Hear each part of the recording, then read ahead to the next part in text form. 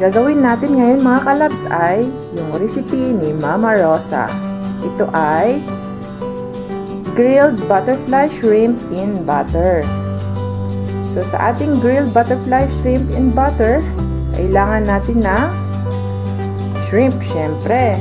Yung nahiwa natin kanina, ginawa nating butterfly siya, yung pagkahiwa. Meron tayo dito garlic, minced po. Meron tayong lemon. So, kailangan natin dito is lemon juice. And then, meron tayong paprika, salt, pepper, and chili powder. Yung chili powder ay optional po siya. Kung ayaw nyo ng maanghang, pwede na rin na hindi na po kayo gumamit ng chili powder. At syempre, kakailanganin din natin ng butter mamaya para sa pag-grilled natin ng ating butterfly shrimp. So, tara na, umpisahan na po natin ang paggawa natin ng grilled butterfly shrimp in butter.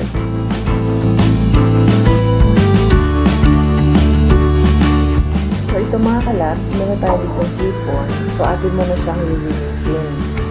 Tanggalan natin siya ng sungay, pointed na ito, at saka yung kanyang bigote.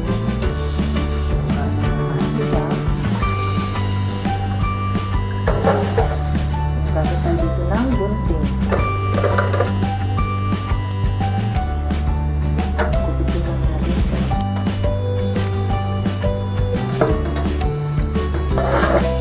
Linis naman ang ating natin. Dito.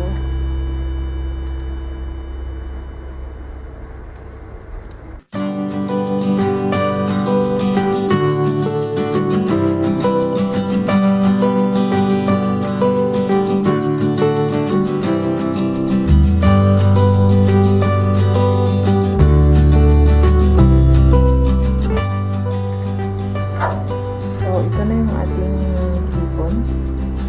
Tanggalan na natin ng bigote at saka ng tungay.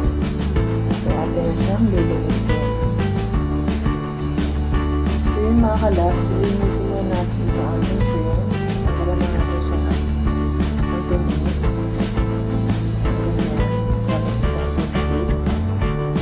Tanggalan natin siya ng dumi.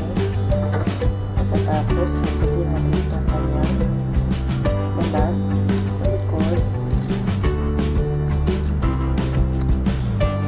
para gumawa natin siyang butterfly.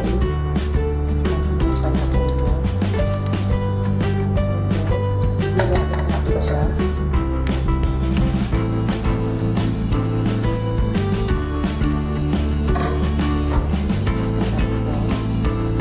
Gawin natin siya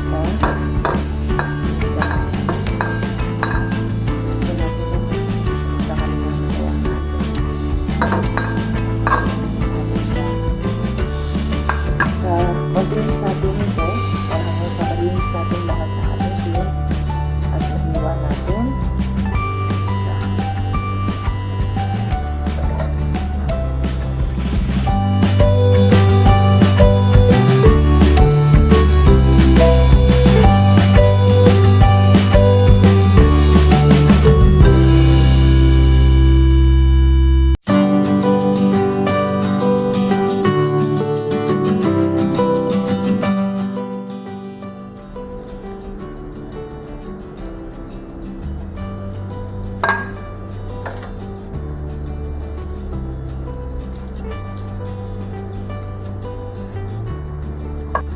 So, ito na mga kalabs. Natapos na natin linisin itong ating shrimp. So, nagawa na natin siyang butterfly. So, atin nang ihanda yung mga sangkap na ating gagamitin sa ating butterfly grilled shrimp in butter. Tara! Una, gagawa lang muna tayo ng seasoning powder natin. I-prepare lang natin yung ating seasoning powder. So, meron tayo ditong 2 teaspoon na salt. Lagyan natin siya ng 1 teaspoon na paprika. Ilagay din tayo ng half teaspoon na chili powder. Maglagay tayo dito ng 1 teaspoon na ground black pepper. Halu-haluin lang natin ito hanggang sa ma-well combine natin yung ating seasoning powder.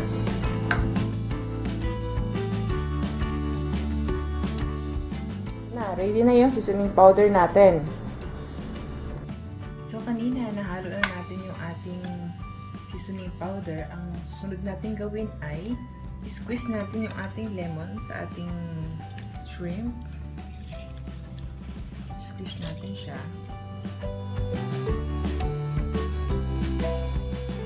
Marinate muna natin siya sa lemon. Squeeze natin hanggang lahat lagyan natin ng lemon.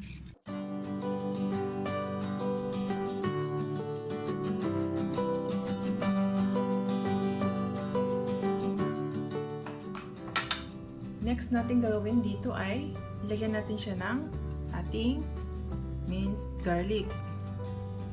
So, pahiran natin bawat isa ng minced garlic. Lagyan natin siya ng minced garlic sa gitna, sa ulo niya,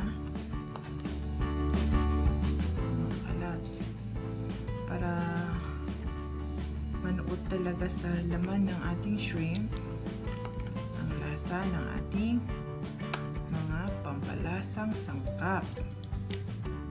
So, yan.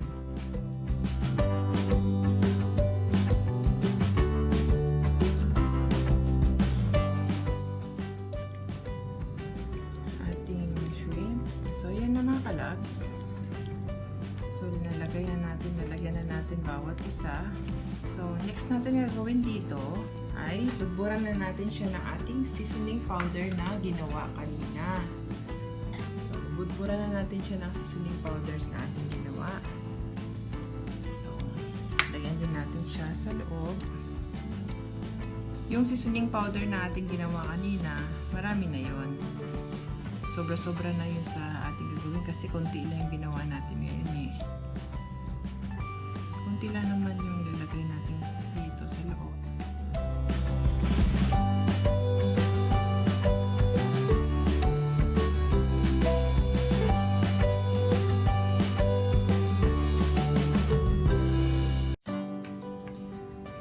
So, yun na mga kalabs. After natin na malagyan lahat, itaob lang natin siya para mababad siya dun sa lemon juice sa ilalim nito.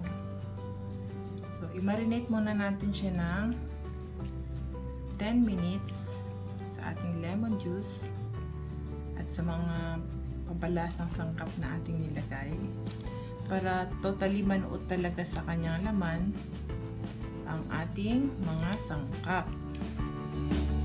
So, taob muna natin siya para i-marinate natin for 10 minutes.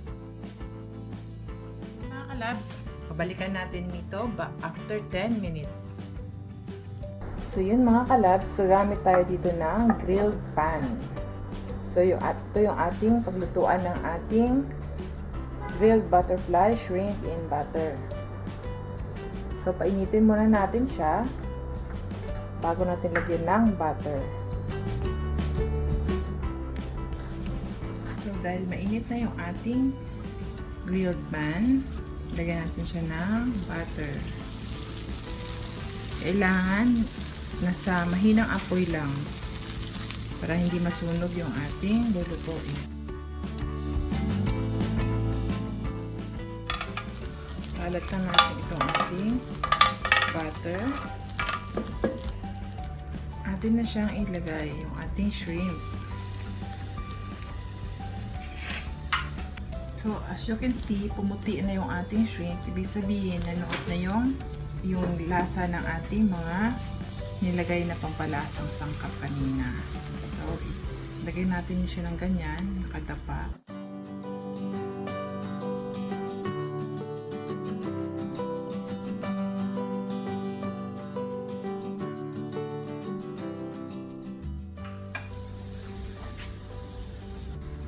So, patuloy lang natin ito. I-grill natin siya hanggang sa maluto. Tapos, baliktad rin natin siya mamaya. Sa mahinang apoy lamang. So, itong mga kalabs, may orange na yung color ng ating shrimp. Baliktad rin muna natin siya.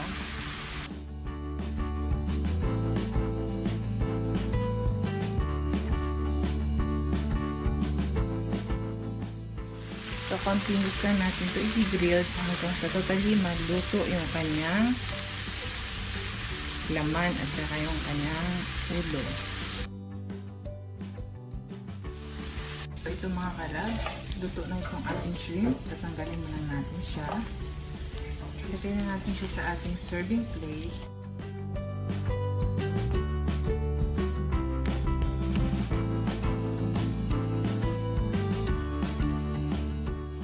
At may natirang butter dito sa ating pan. At meron din tayong natirang butter kanina.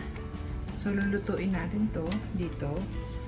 I-melt natin yung ating butter na natira. At saka yung ating na-marinate natin kanina sa shrimp, ilagay din natin dito.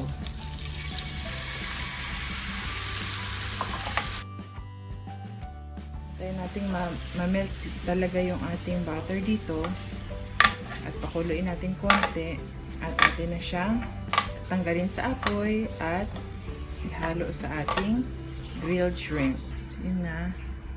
Pagkakita natin konti hanggang sa lumapot siya. So, ito na siya. Ready na siya. Ito-transfer na natin siya sa bowl. So, ito na mga kalabs. Ito na yung butter na minelt natin kanina. At hinaluan natin ng marinate natin kanina. So, atin na siyang ilagay sa ating shrimp.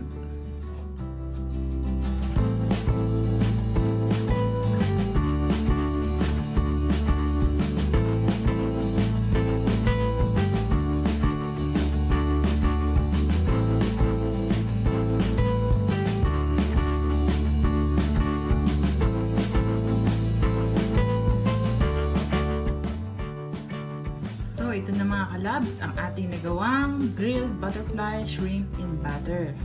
So, sa inyong nakikita, binubod natin kanina yung marinade at saka yung melted butter. So, ito na, atin na po siyang titikman. So, tara na mga kalabs, kain na po tayo. So, kuha tayo ng isa.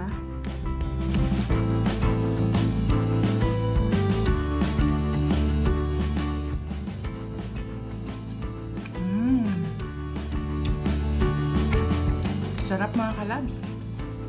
Kahit wala ka ng sausawan, ang sarap talaga. Talagang nanuot yung lasa ng ating marinade kanina na ginawa. So, mga kalabs, kung inyo nagustuhan yung video na ito, give me a thumbs up. At kung bago ka pa lang sa aking YouTube channel, please subscribe and hit the notification bell para updated po kayo sa mga yummy recipes na aking pang gagawin. So, hanggang sa muli mga kalabs. Salamat sa panonood. Bye-bye!